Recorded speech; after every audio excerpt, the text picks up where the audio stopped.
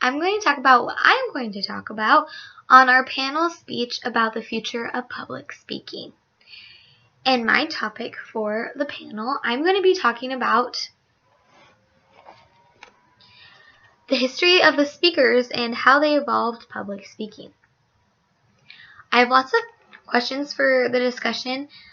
They all have like 2 to 3 parts so that I can just drag it out and kind of just go in depth on the question to lead discussion.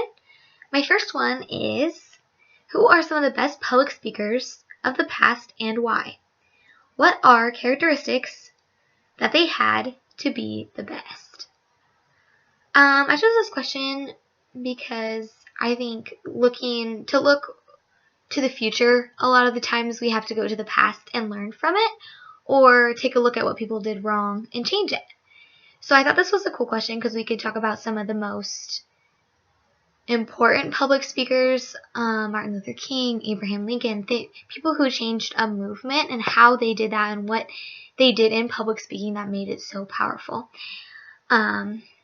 So we can talk about their characteristics, their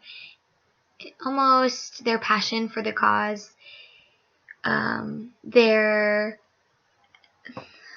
ethos, how they are important. Martin Luther King Jr., he was just important because he helped everybody, and he was very involved in the church. We could talk about Abraham Lincoln. He is the President of the United States. He was a very honest man.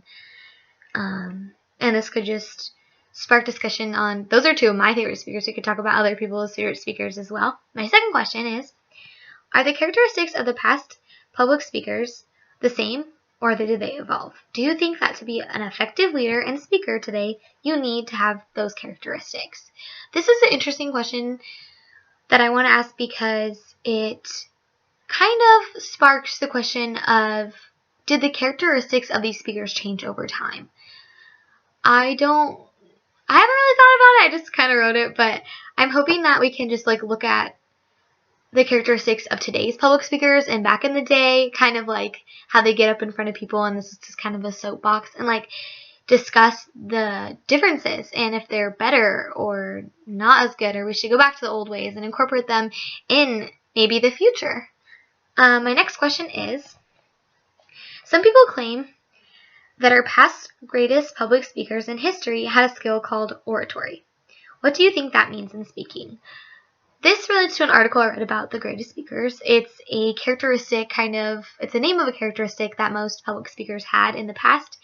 This is kind of just to be like, okay, well, what characteristic do you think they all shared in common? This is kind of to think about it. And I answered the question kind of in the next question with the actual definition. And this is question 4.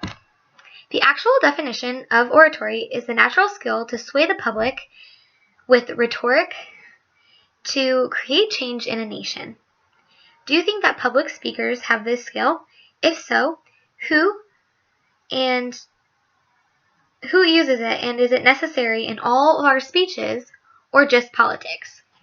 I thought this was interesting because we don't, not that I know of, not in my day-to-day life in school, we don't watch speeches that sway us to change something unless it's in class speeches or political race right now, because that's super important to us because now we can vote and now we want to be swayed into the right direction.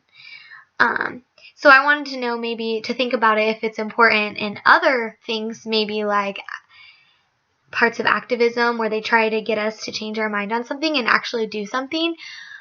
I don't know if that's bigger. Maybe I just don't watch a lot of TV or the news or anything, but I thought that was that would spark an interesting conversation. And those are just 4, and I'm hoping to come up with some more discussion questions on my topic, and my other teammates are doing 2 other topics, and they're each going to have our own discussion questions, so I hope it creates an awesome panel. I'm excited to see what happens on Monday.